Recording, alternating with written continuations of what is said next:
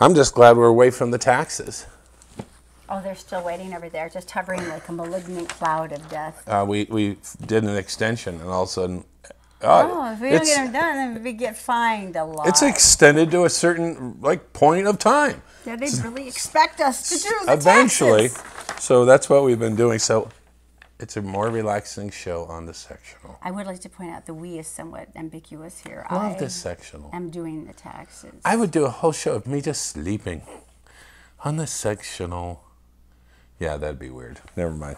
Yeah. You've got your dream come true. Be happy. All right. So tell me about. I just always like school administration that's cool. Right. Because, like, for instance, our daughter's principal is cool. She brings in bands, and the kids are elementary school, and they still come in and play with them, and they're awesome.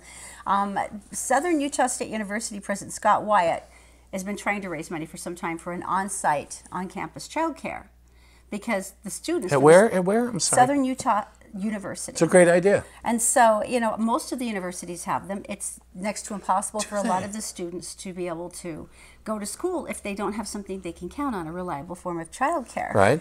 So they've managed to raise $1.3 million so far, which is awesome, and the Sorensen Foundation helped, but they need more. So he went, what is the most apparently god-awful thing I can do that will raise awareness and raise money? I have so many bad ideas right now. So President Scott Wyatt just embarked on a 170-mile, 7-day run through the Grand Canyon that culminates at the summit of the Grand Staircase Escalante National Monument. It is excruciatingly painful. It's the Grand to Grand Ultra, and this will fundraise for the on-campus child care. He's got a couple of people from the school that are running with him, and the 6 stages of the race go from 8 miles to 53 miles in length. Now, you have to remember something. They're running on rugged terrain, carrying all of their equipment in backpacks. Everything. No.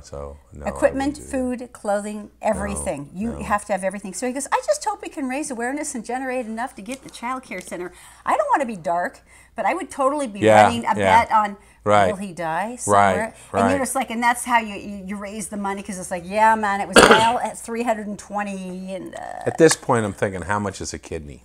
I really love him, though. He says, I want to let students with children who need to get an education find the internal strength to finish school and get good jobs. Now, running and walking 170 miles, mostly in sand, carrying everything we need to survive. I like the walking part. On our backs will be very difficult. He says, but it doesn't compare to the day-to-day effort for a mom with small children to take care of them while trying to push forward and complete a degree. So now he has to finish. So, I mean... Otherwise, he looks like a mean guy. But I don't think I think he seems like a hero no matter what happens. He is. No matter what happens. But it's cool. The race is going to end on Saturday, and if you want to follow the practice... Or earlier. Southern Utah University team, you can go to Grand Ultra website. Oh, my gosh. I just thought that was very intrepid and brave of him. Why because there's got to be easier ways, like sitting on your seat and calling people on your phone. Bake sales. Right? Lemonade stand. I really admire him. All right, very good. You really are doubtful about this. I've committed to things I didn't want to do. And why are you looking at me? I don't know. It accidentally happened. I jumped out of a plane, and I didn't want to, and I said I would. I swore on radio, which my bosses were a little bit like, yeah, I would have done that too. Yeah, that was kind of that moment. I don't think anyone would judge Our you. next door neighbor was a bishop, and he went, go for it. Good for you.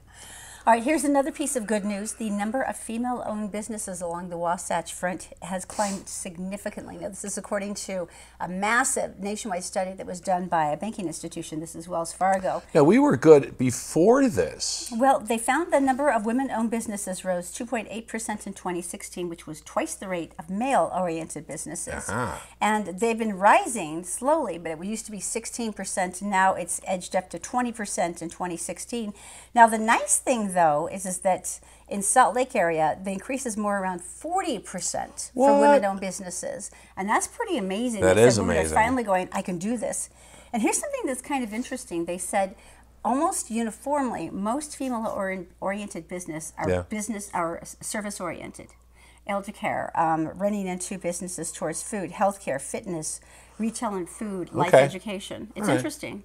So anyway, congratulations. Nice job. We rock. We're in the top 5 in the nation. Very impressive. I thought so. All right, so coming up next. Well, tell me about this first. Now, this lady, I I remember my grandmother who lived through the Great Depression, and This I is where remember she had creative places to hide money. This is so where I was going with this as well. Go ahead, tell me your story. No, that's all I remember, but I know that you had a Nana who did the same thing. My grandmother used to take, and she was, I'm going to say she was fancy. You know, they had a very kind of fancy house and stuff, and she had a lot of rings. And so where would the last place you would find a ring? And we didn't find out until almost it was too late. She sewed them into the hems of the curtains of her house. Wow. So, you have to remember, this is a generation that didn't trust banks because of that massive banking collapse. These are people that saw all their hard-earned money go up in smoke. So yeah, they're not like going, I'm putting it all in the bank, but in the curtains. And think of the rings were not sewn together, so there was no jingling. So they were heavy curtains. I remember carrying them when I was a kid down the stairs when we were taking the house down. Didn't she take keep money in between, paper money between the leaves of books? That was my grandfather. Oh, okay. You guys learned not to throw at anything from your grandparents. Whole library. And when he passed away, we were grabbing the books, and one of the books fell, and these $20 bills went across the floor. And I went, okay, let's stop throwing away books. Or donating them. Hold up for a minute. Yeah. And we went through, and evidently my grandmother, my grandfather would give her $20 a week for whatever. Mad money. Mad money, and she always put in the books. So anyway. Wow, that's so interesting. The freezer is another one. I have heard about the freezer before. Yeah, and taking something like pea soup, right, and then you freeze it half full, and then you put the item, whatever it might be, ring, let's say, in there, and then cover it with pea soup. First of all, I'm exhausted and hungry. And then you freeze the rest of it and mark it pea soup. Okay, and it would logically make sense. Right. There's this lady who, she had $35,000. Now, she is not as mobile as we are, and she's in a wheelchair, and so she doesn't like going to the bank. And she said, you know what? She has a little business. I'm just gonna wrap it in a towel and put it in the door of the refrigerator. Okay. The refrigerator breaks. She goes online. She gets a new one. Costco delivers it. Her old one is gone. Her daughter and her went through the refrigerator and emptied it out. Or so they thought. And then the helpful service people carried the old. No one knows. And it was a white towel in a white tray down. I mean, you know. If I knew I had thousands of dollars in a towel in my fridge, I would be super duper clear that it needed to be emptied. How much did she lose? $35,000. And they're still looking at it. It's not like it was a big lumpy thing. It was, you know, $35,000. $35,000. Wrapped in a tight little thing. It's a lot of freaking money. Dropped into one of those trays on the door. Does this teach us a lesson? My heart is actually hurting for this woman. Yeah, dig a hole in the backyard and put it there and then forget where it was. Where like all the regular people do. All the sensible people do.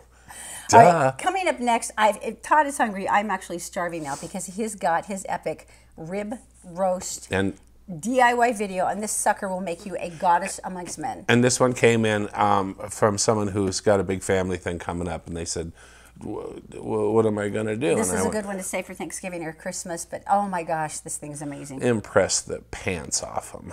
Quite literally in this case. Is that coming up next? It is. Next. The Todd and Erin Daily Stream is brought to you by PC Laptops, with desktops and laptops starting as low as $7.99 with a lifetime parts and service warranty. They fix phones too. Go to PCLaptops.com. And by Brio Technologies. They rent, sell, and install audiovisual components, including professional sound, lighting, video, and intercom systems, components, projectors, interactive whiteboards, and classroom audio systems. Just go to BrioAudiovisual.com. Hi everybody, it's Todd, and tonight we're going to make ribeye roast. Why do I make ribeye roast? Because it's the way I can buy people's love. That's how. Let's take a look at the chunk of meat. This is the ribeye roast. I got this on sale for $4.99 a pound. And as you can see, I have cut the bones off and strung them back on. And the reason is is when you cut this, if you didn't do this, each piece would be this wide. This way you can feed more people. All right, so first of all, let's get it in the pan. You can season the entire roast with whatever you want. I've been using the Montreal for quite a while. They also have a lot of different steak seasonings and things like at Winco and stuff. It's your preference. You go ahead and do it. It's in the pan, bone side down, fat side up. Oh man, this is my husband being sexy.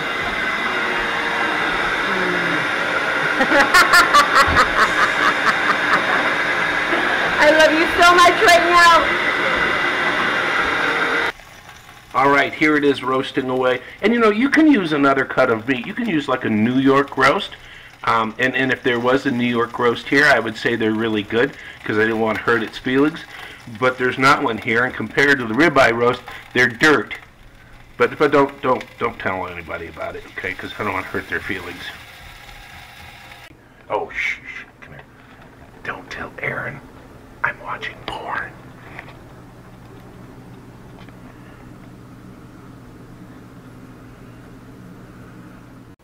And now one of the most important things is now we just let the roast rest. No! No! We're hungry! Cut it open! I want to survive! I need food! It wants to die. It should have taken a nap earlier. 1, 2, 3, go. Ready? Oh. Oh, who loves Todd? We love you! I love you! Woo, yeah! What day is it? This is what we call the meat coma. The meat coma where no one wants dessert because everyone is done. And you know what I call this? I call this a good job. That's what I call it. Oh, yeah. It's really not that hard. It always looks amazing, though. It looks like this masterpiece of awesomeness.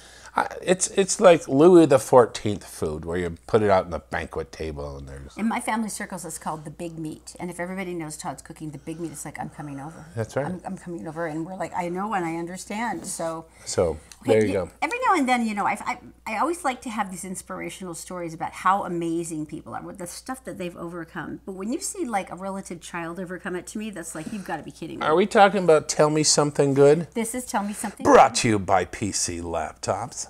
They are wonderful. $7.99. You want a laptop, you want a desktop. They have a lifetime guarantee on parts and labor. And they're nice to you, too. That's always exciting. And they fix phones. This is All pretty right. amazing. Tell me something good. Well, Amberly Snyder's cool. She's a Utah State University alumni. And she's been doing barrel racing for a long time. I even know what that is. She's like a professional barrel racer. So they have these barrels set up. And you're on a horse. And you're running around the barrels. But you have never seen. If you've seen it up close, It's really super alarming. It is frighteningly fast. Yeah. And you're on top of a horse that hopefully knows what it's doing, and it's making U-turns. Well, here's the nice thing. Amberly Snyder is going to be a stunt double in an upcoming film for Netflix.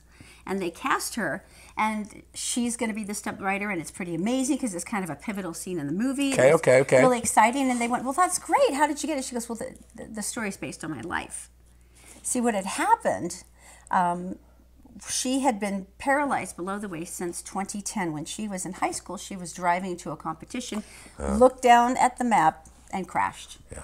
She was not wearing her seatbelt, and she spent a lot of time talking to people. She said, the doctor told me if I had been wearing my seatbelt, I could still walk today. Oh. And she does this just to tell people, Yeah. put it on. Right. But in any case, she has been like an amazing, like resilient girl. And the thing that's so incredible to me is she did years of surgery. Sure. They did everything they could. I want to know about the stunt double stuff. How is she doing stunt work? Well, and she used to say this. She said, we're capable of what happens after a traumatic event. We don't always get to choose what happens to us, but we do get to choose how to handle it. Right. Well, she went back to barrel racing. They found ways to strap her legs and kind of adjust her lower body. What? She still had the use of her hands.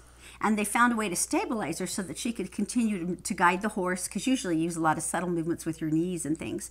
And so she had to retrain with the horse in order to give it cues. I would be grabbing the horse's ears. So, I mean, how fast they go. She was incredible. I mean, she was just barely in this month's Cache County Fair Rodeo, and amazing woman. So, well, a couple of years ago, this production company called and they said, we heard about your story. We saw a couple of your motivational speeches, online, and we were like, this is a great freaking story. We want to do this. And she turned them down for 2 years. She said, look, I feel like it would be too traumatic for my family. Right. You think about it, watching your daughter go through that again. I can totally see why she'd say that. By the time she finally approached her parents, they said, this is an awesome idea. And she's like, what? Really? Because I thought you... And they said, no. If you can inspire other people, then what you did, it's not for nothing. It matters for other people, not just for you. So they're obviously amazing parents because they've raised this totally resilient kid. So that's crazy. Here was the one thing. So they set it up and they used her, obviously. She was on set, gave a lot of directional advice. And they said, there's one thing you have to do. And she goes, what? And they said, you have to be in one of the scenes. And she went, why? And they said, this is a non-negotiable. They wanted her to do the post-accident writing. They said, we went through the stunt union and we wanted to make sure this could happen. They said, there's no way we're going to get a regular stunt writer. You're not going to get realism. Yeah, to react the way you do because it's so unique. On how she handles it. Right? Oh, perfect. So she ended up, Amberly's laughing, she ended up as a stunt writer in her very own movie that's about her life. That's hilarious. But tell me that's like the most amazing combination. That is a tell me something good. Coming up next, we have a candidate. Are we full of politics at this point? This one's endearing, though, because he's got, like, that can-do attitude. He's like the never-give-up guy. It's almost... Never. Ever. It's next. The Todd and Erin Daily Stream is brought to you by PC Laptops, with desktops and laptops starting as low as $7.99 with a lifetime parts and service warranty. They fix phones too. Go to PCLaptops.com. And by Brio Technologies. They rent, sell, and install audiovisual components, including professional sound, lighting, video, and intercom systems, components, projectors, interactive whiteboards, and classroom audio systems. Just go to BrioAudiovisual.com. All right, this is an amazing story. Once again, I want to laud this man for his can-do attitude. Turmel. Mr. Turmel. Okay. His name is John. John liked to play poker and blackjack. Okay. One night, the police came and were cracking down, and they busted him and some of his friends. This was a while ago. When I say a while ago, I mean a while ago. Okay. At that moment, John said, I'm running for office and I'm going to stop this. I'm going to legalize gambling. Unreasonable crackdown of gambling. Okay. Right. So. Gosh, I hope that's not Utah he's talking about. It was 1979 when this happened. When this crusade for public office began. Legalizing gambling. That was his platform. How many speeches did he give? Guess. Bazillions? None. How many signs did he have? None. How was he getting the word out about his? None. Okay. He so went down. New, may not went understand. down. $15. Here you go. I'm signing up. I'm in the election. He lost. I could see that coming. He would debate if they would ask him, but no one ever did. They say he's a little long-winded. All politicians are long-winded. Now, this is Canada. So he decided, why not run for the prime minister position? Why the hell not? You still got the suit. Right? Right? Did he make speeches? Did he make signs? Is he like agoraphobic? Is it hard for him to get out of the house? 4 decades of losing. From dog catcher to the prime minister. He even tried to run for some position with the wildlife management people of Canada. People call him he would, on a radio interview, they called him the political's biggest loser. Oh, that's so mean. No, because he never gave up. You can't call that a loser. He's 67 years old. He's lost 95 elections in a row. They say why. I don't like to give speeches and putting out signs seems like work. Oh, he would give a I speech. like the vision. But he's so, because he's got the ability. But nobody would invite No one him. invited him. Oh, that's just mean. I know. He once got 12 votes. That's pretty good. And it ran up to an incredible number of like 120, just because everybody hated his opponent so much. See, he was building. He He had a chance, just for a while. He says, why do you, climate change is a hoax. He started getting all the conspiracy stuff. He said, why do you keep doing this? He goes, to spread awareness. Losing. Oh, okay. You told me. I feel unaccountably tender towards him, and I don't even know why. I do too. Just because he's just so stubborn, like, I'm still going to try. You know, I don't know. He wanted to eliminate interest on everything. Sure, why not? Like your mortgage. I would like a unicorn, too, if he could fit that into his next campaign. That's probably his next one. Unicorn in every he's garage. He's 67. He's got another good 15, 20 years, of right? tormenting the electorate, so this is great. Just getting his name on a ballot. It's like, oh, it's John again. You know what? This time. At some point, why wouldn't they give him a pity victory? I mean, just pick something small where he can't really do a lot. Give it to the guy. I think that's what it was 11 votes he got. He also got 4,500 votes. Well, see, that's good. No one knew who he was. That's probably why. Yeah, that could be too. All right, now you said you found a video. You've got the paper, so you need to take a look at it. But this is did I? freaking incredible. There is a designer now. There's a creator. This came out of Yale University, and they were talking about it. He has created what they call a robot skin. I don't know what that means. Now, this is what it means. Essentially, it was developed in the lab of Dr. Rebecca Kramer-Bottiglio, who's an assistant professor of mechanical engineering and materials science. Robotic skins will enable users to design their own robotic systems. Okay, wait. I have a question. When you say skin, are you talking like Zoe talks about Minecraft and she can wear a different skin on her persona? This is a robotic skin. For instance, the way she started is that she used it on one of her kids' stuffed animals. And it basically animated the stuffed animal, and it could walk and can do things. And the thing that's so intense is that they actually have different skins that can do more complex movements. And if you want to put on more than one skin, any inanimate object can perform relatively complex procedure. I mean, it's really amazing. They have things where there's grippers that can grasp and move objects because they're looking for practical applications for people. There's another one that fits into a shirt and helps you with your posture that they're going to be working on for scoliosis. I mean, but she came up with the idea when NASA put out a call for soft robotic systems. And so the technology was designed in a partnership for NASA. But she was thinking, this is really multifunctional. It's reusable. There's a lot of stuff I could do with That could this. scare my child out of the...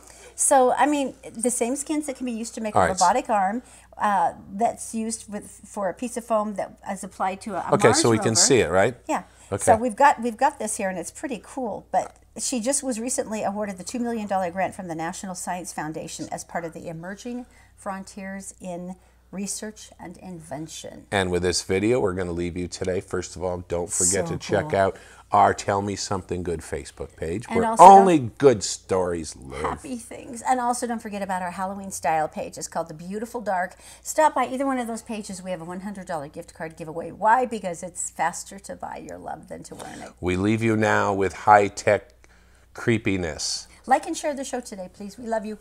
Bye. A robotic skin is a planar skin-like substrate with embedded robotic function. We can take those skins and wrap them around inanimate objects and turn those objects into robots. 5, 4, 3, 2, 1, 0. Liftoff. We originally developed this technology for NASA. So the idea is to have repurposable hardware in space. The cost of sending multiple robots into space that perform multiple functions is very, very high. So we wanted to be able to create a technology that could apply to whatever objects might be available. The robotic skins contain embedded actuators and sensors and can impart controlled motions onto the objects they're wrapped around. They're designed to be removable and transferable, so we can apply the skins onto one object to perform a task, then remove them and apply them to a different object to perform a different task. The skins are also modular, meaning we can use individual skins to generate simple motions or combine them to achieve more complex motions and therefore more complex tasks. Ultimately, we designed the skins to be applied to, removed from, reoriented on, and transferred between objects, so a user can create robots on the fly to accomplish variable tasks on demand. Especially the robotic skins that we've created are really lendable to wearable demonstrations. So just like you would wrap a robotic skin around an object, you can also wrap it around yourself. And one of the demos that we've created is showing the robotic skin on an upper body garment, using the sensors in the skin to track posture, and then pulsing actuators when you pass a certain posture threshold to communicate with the wearer that they should sit back up. So in short, we can take everyday objects and turn them into robots.